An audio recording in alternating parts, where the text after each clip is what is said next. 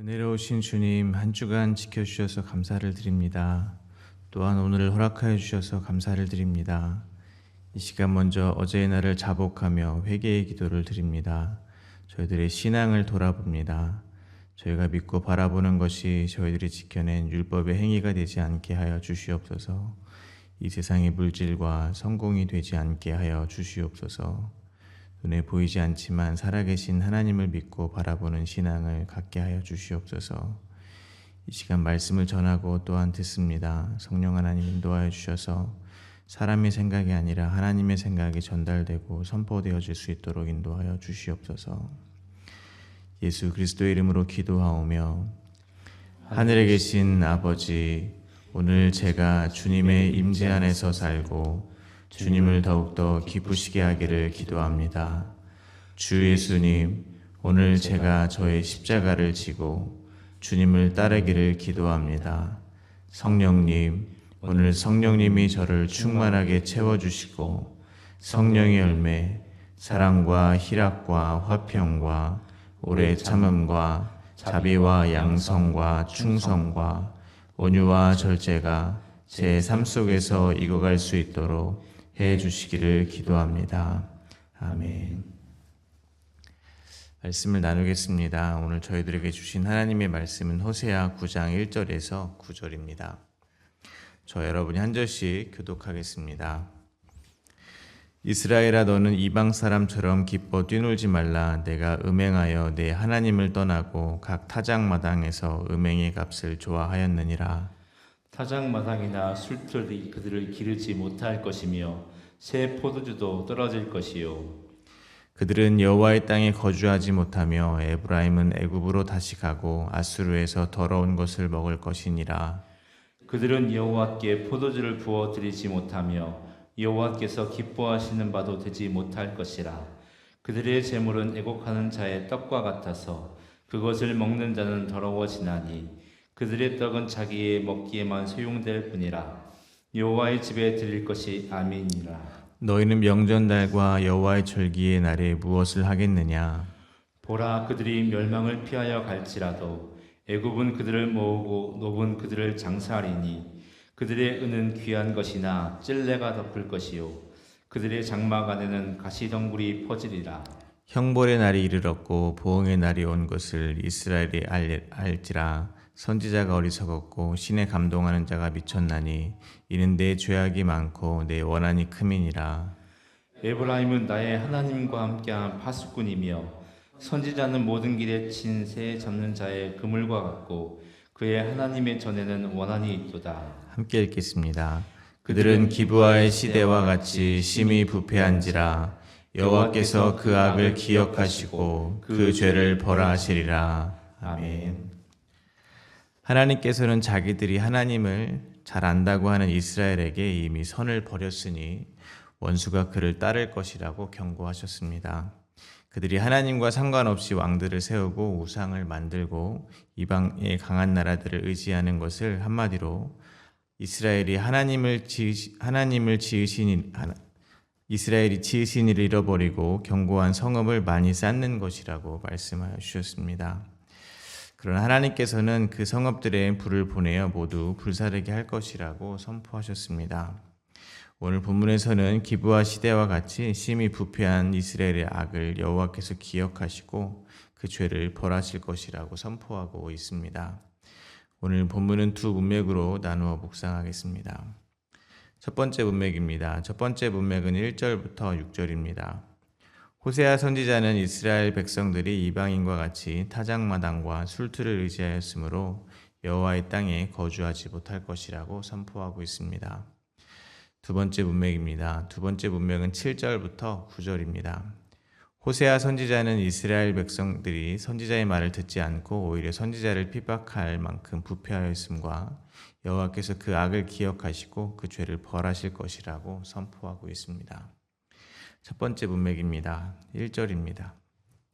이스라엘아, 너는 이방 사람들처럼 기뻐 뛰놀지 말라. 내가 음행하여 내 하나님을 떠나고 각 타작마당에서 음행의 값을 좋아하느니라.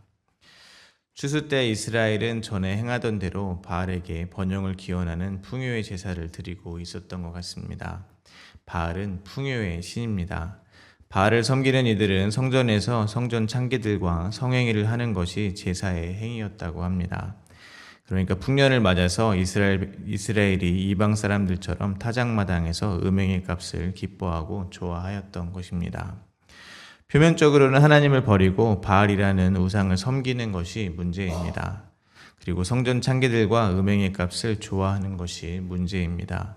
그러나 근본적으로는 이스라엘 백성들이 이방 사람들과 같이 물질적인 풍요로 인해서 기뻐하는 것이 문제라는 것입니다. 먼저 기쁨에 대해서 묵상해 봅니다. 사람이 얻을 수 있는 기쁨은 여러 가지가 있을 것입니다. 그러나 그 중에 가장 큰 기쁨은 아무래도 생명을 얻는 기쁨일 것입니다. 새로운 자녀가 태어난 기쁨이나 죽을 병에 걸렸다가 다시 살아난 기쁨은 어떤 기쁨과도 비교할 수 없을 만큼 큰 기쁨일 것입니다. 그러므로 오늘 이스라엘 백성들이 이방 사람과 같이 물질적 풍요로 인해서 기뻐했다는 것은 결국 그들이 생각하는 생명의 근원이 이 세상 물질적 풍요에 달렸다고 생각하고 있다는 것이 될 것입니다.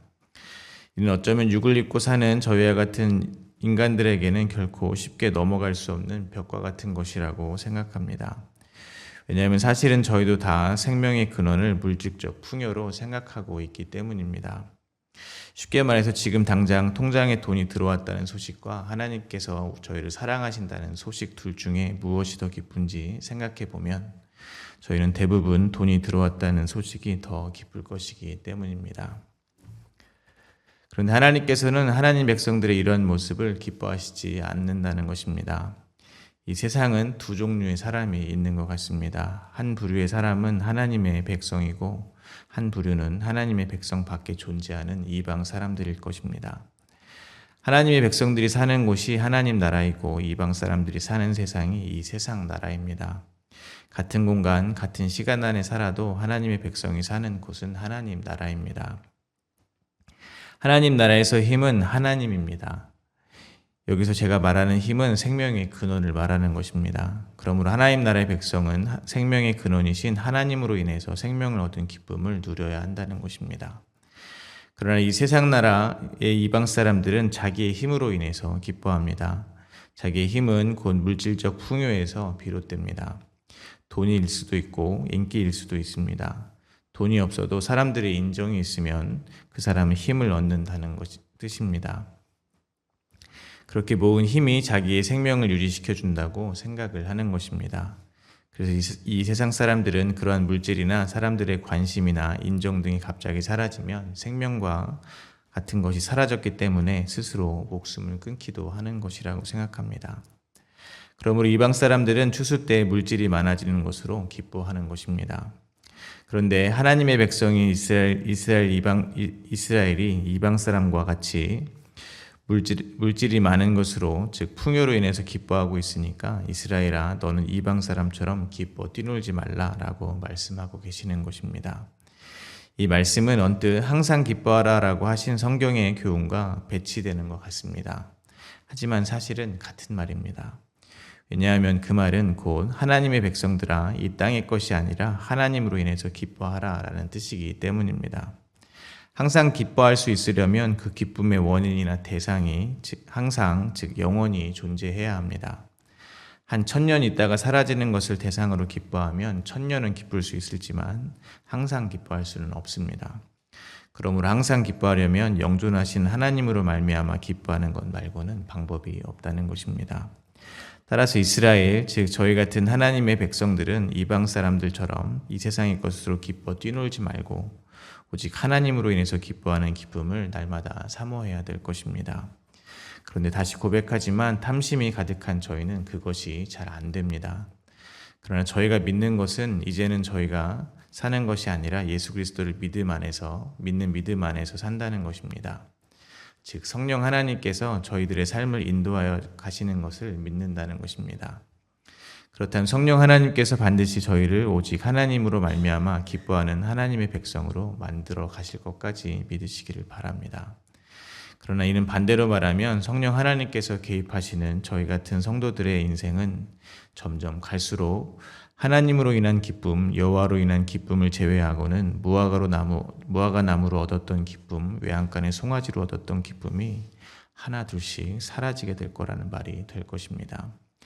그러므로 저의 삶 안에 세상 것으로 누렸던 기쁨이 점점 사라진다고 해서 당황할 필요는 없다는 것입니다. 매우 어렵겠지만 주님이 이끄시는 대로 그것을 믿고 이끄시는 대로 잘 이끌려 가시기를 소망합니다. 2절입니다. 타작마당과 술틀이 그들을 기르지 못할 것이며 새 포도주도 떨어질 것이요. 좀 전에 나누었던 것처럼 이스라엘 백성이 탐심으로 말미암아 스스로 타작마당과 술틀을 끊어버리지 못하자 하나님 아버지께서 개입하십니다. 이제 그들이 의지했던 타작마당은 먹을 것을 내지 못하고 술틀은 새 포도주를 만들지 못한다는 것입니다. 마찬가지로 하나님 아버지께서는 자녀가 된 저희가 이방 사람들처럼 살게 그냥 두지 않으실 것입니다. 다시 말씀드리지만 하나님께서 저희가 마음에 두고 의지하고 살던 것을 끊어내시면 아프고 힘들 것입니다. 그러나 그것이 저희에게 하나님이 주시는 생명의 기쁨을 누리게 하시기 위한 하나님의 열심임을 반드시 깨달아야 할 것입니다. 그런데 이를 뒤집어 놓고 생각해 보면 조금 애잔해 보입니다. 이스라엘 백성들이 여호와께 대하여 정조를 지키지 않고 배신했음에도 하나님께서는 또 풍작을 그들에게 허락해 주셨다는 뜻도 되기 때문입니다. 이스라엘 백성들은 풍작을 바알이 주었다고 생각했지만 우상은 그럴 능력이 없습니다. 풍작은 하나님이 허락해 주시는 것입니다. 기근을 내려도 시원찮을 그들에게 풍작을 허락해 주시는 하나님 아버지의 마음이 한편으로는 애잔하게 느껴집니다. 마찬가지로 저희는 여호와께 정조를 지키지 않는 죄인임에도 저희들의 인생에는 여전히 풍요로움이 허락됩니다. 오늘 본문의 이스라엘 백성들과 하나 다를 것 없는 저희들의 인생에는 여전히 수많은 풍요가 존재한다는 것입니다. 함께 모여서 행복한 시간도 보내고 좋은 곳으로 놀러 가기도 하고 맛있는 것도 풍족하게 먹는 것이 허락되어 있다는 것입니다. 왜 그렇겠습니까? 저는 그 이유가 하나님께서는 저희를 사랑하시는 하나님 아버지이기 때문이라고 생각합니다. 그러므로 오늘은 저희들의 삶에 허락되어진 풍요로움을 경험하실 때 언제쯤이면 나를 돌아봐 줄까 하는 아버지 하나님의 애틋한 마음도 한 번쯤 생각해 보게 되시기를 바랍니다. 3절입니다. 그들은 여호와의 땅에 거주하지 못하며 에브라임은 애굽으로 다시 가고 아수르에서 더러운 것을 먹을 것이라. 이스라엘 백성은 여호와의 땅에 거주하지 못할 것이라고 하십니다. 다시 애굽으로 돌아갈 것이라고 말합니다. 아수르로 가서 더러운 것을 먹으라고 말씀하십니다. 쉽게 말해서 이스라엘에게 그 세상 풍요가 그렇게 좋으면 거기로 가라는 것입니다. 그러나 이스라엘 백성들은 애굽에서 노예였습니다. 그러므로 하나님의 은혜로 약속의 땅에서 자유자로 살아가는 것을 포기하고 다시 노예가 되고자 하는 것은 개가 토한 것을 다시 먹는 것과 같이 어리석은 것입니다. 그들이 그렇게 좋아하는 아수르의 풍요는 하나님 보시기에 더러운 것일 뿐이라는 것입니다. 마찬가지로 저희가 의지하고 사는 이 세상의 풍요는 사실 저희를 올가매는 것임을 깨달아야 할 것입니다. 저희는 비록 하나님의 말씀만 들어야 하는 광야의 인생을 살아가고 있지만 애굽에서 나와 자유를 얻은 자임을 잊지 말아야 될 것입니다. 그러나 저희는 하나님의 소유입니다. 즉 저희는 이제 하나님의 보호하심으로 이 세상을 살아간다는 것입니다. 이 세상의 풍요가 저희를 보호하지 않습니다. 그럼에도 애굽에서 먹던 고기를 그리워하는 이스라엘 백성처럼 저희가 여전히 하나님의 보호하심보다 이 세상의 풍요를 의지하고 그리워한다면 그것은 결코 여호와의 땅에 어울리지 않는 것임을 깨달아야 할 것입니다. 4절과 5절입니다. 그들은 여호와께 포도주를 부어드리지 못하며 여호와께서 기뻐하시는 바도 되지 못할 것이라. 그들의 재물은 애국하는 자의 떡과 같아서 그것을 먹는 자는 더러워지나니 그들의 떡은 자기의 먹기에만 소용될 뿐이라. 여호와의 집에 드릴 것이 아님이니라. 너희는 명절날과 여호와의 절기의 날에 무엇을 하겠느냐. 한마디로 이제 이스라엘이 드리는 재물은 하나님께서 받지 않으시겠다는 것입니다. 이제 그들이 드리는 것은 더러운 것이기 때문입니다. 그럼 저희는 저희가 하나님께 시간이든 물질이든 드릴 수 있다는 것이 얼마나 큰 축복인지 깨달아야 합니다. 하나님께서 받으신다는 것은 하나님께서 저희가 드리는 것을 마음에 들어하시고 들어하시지 않고의 차원이 아닌 것입니다. 하나님께서 저희가 드리는 것을 받으신다는 것은 곧 저희를 용납해 주신다는 뜻입니다. 어떻게 저희가 용납되었습니까? 모두 흠없고 점도 없으신 예수 그리스도의 공로 덕분입니다. 저희는 예수 그리스도 안에서 예수 그리스도를 힘입어 용납되어지고 있는 것임을 잊지 마시기를 바랍니다. 6절입니다. 보라, 그들이 멸망을 피하여 갈지라도 애굽은 그들을 모으고 놋은 그들을 장사하리니 그들의 은은 귀한 것이니 찔레가 덮을 것이요 그들의 장막 안에는 가시덩굴이 퍼지니라. 이스라엘이 멸망을 피하여 애굽으로 놋으로 도망갈지라도 그곳이 곧 그들의 무덤이 될 것이라는 뜻입니다. 그들이 목숨처럼 여긴 은은 찔레가 덮이고 자기를 보호해 줄 것이라 믿었던 장막은 가시덩굴이 퍼질 것이라는 것입니다.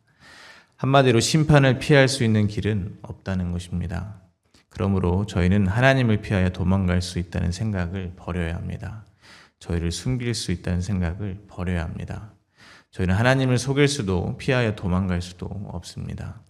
그러므로 저희는 저희의 죄가 드러날 때마다 아담처럼 숨는 것이 아니라 하나님 앞에 돌아와 회개해야 할 것입니다. 하나님 앞에 가장 나서기 부끄러운 그 순간 그 모습 그대로 긍휼하신 하나님 앞에 나오게 되시기를 간절히 소망합니다. 두 번째 문맥입니다. 7절과 8절입니다. 형벌의 날이 이르렀고 보응의 날이 온 것을 이스라엘이 알지라. 선지자가 어리석었고 신에 감동한 자가 미쳤나니 이는 내 죄악이 많고 내 원한이 큼이라. 에브라임은 나의 하나님과 함께한 파수꾼이며 선지자는 모든 길에 친 새 잡는 자의 그물과 같고 그의 하나님의 전에는 원한이 있도다. 보이는 현상을 가지고 보이지 않는 하나님 나라를 발견하는 것을 다른 말로 눈이 떠졌다라고 할 수 있을 것입니다. 즉 하나님께서 음란한 고멜과 같은 이스라엘에게 풍요를 허락하신 것은 단지 그들이 먹고 마시고 즐기라는 데 있지 않다는 것입니다. 그들이 그들의 죄악이 가득함에도 허락해 주신 풍요를 통해서 살아계신 하나님을 보았어야 했다는 것입니다. 특히 농사는 적절한 비와 일조량이 있어야 하는 등 이 세상을 창조하시고 다스리시는 하나님 아버지의 존재감을 느낄 수 있는 것입니다. 그런데 그들이 눈에 보이는 풍요만을 보고 그 뒤에서 역사하고 계시는 하나님 아버지를 보지 못했다면, 그럼에도 불구하고 자기들에게 풍요를 허락해 주신 하나님의 사랑을 보지 못했다면 그들은 영적인 소경인 것입니다. 그런데 그들은 영적인 눈만 감긴 것이 아닙니다. 귀도 멀었다는 것입니다. 선지자는 이스라엘에게 외칩니다. 형벌의 날이 이르렀다는 것입니다. 보응의 날이 이르렀다는 것입니다. 그런데 그들은 듣지 못합니다. 오히려 선지자들 보고 어리석다고 하는 것입니다. 신에 감동하는 자를 보고 미쳤다고 말을 하는 것입니다. 왜냐하면 그들의 죄악이 많고 선지자에 대한 원한이 많기 때문입니다. 그래서 하나님과 함께하는 에브라임의 파수꾼인 선지자가 가는 길마다 사냥꾼의 올무를 놓았다는 것입니다. 하나님이 계신 집에서마저 선지자를 향한 원망을 품었다는 것입니다. 이들이 왜 선지자들의 경고를 미친 소리로 치부하는 것이겠습니까? 아마도 지금 그들이 누리고 있는 현실의 풍요 때문일 것입니다.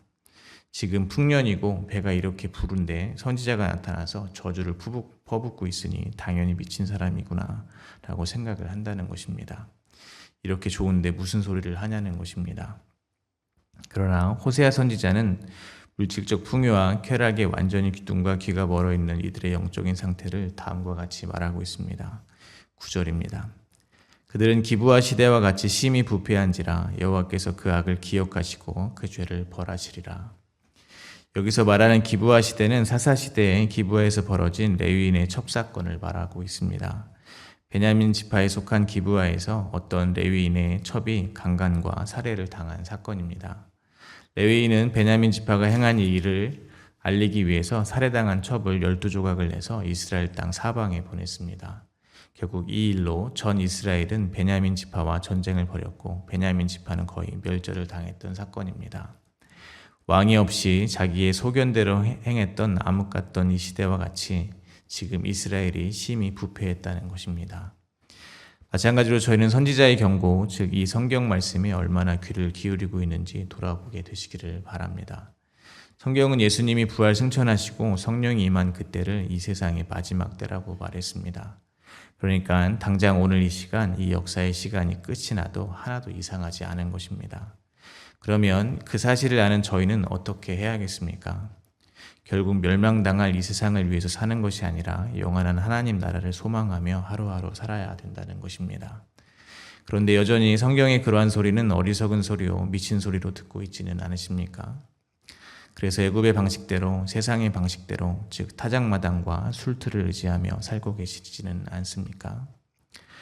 그러나 저희는 성령이 임한 하나님의 백성으로서 하나님의 말씀에 귀를 기울여야 할 것입니다. 그리고 이 땅에서 타작마당과 술틀을 의지하고 사는 것이 아니라 하나님의 약속을 믿고 하루하루 소망으로 살아가야 한다는 것을 잊지 마시기를 바랍니다. 말씀을 맺겠습니다. 본문 9절을 다시 봅니다. 그들은 기브아 시대와 같이 심히 부패한지라 여호와께서 그 악을 기억하시고 그 죄를 벌하시리라. 오늘 영적 이스라엘인 저희를 향한 하나님의 진단은 기브아 시대와 같이 심히 부패한입니다.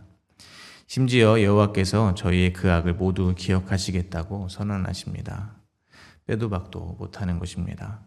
형벌과 보응의 날이 저희에게 반드시 임해야 합니다. 하나님의 심판이 물같이 저희에게 쏟아 부어져야 합니다.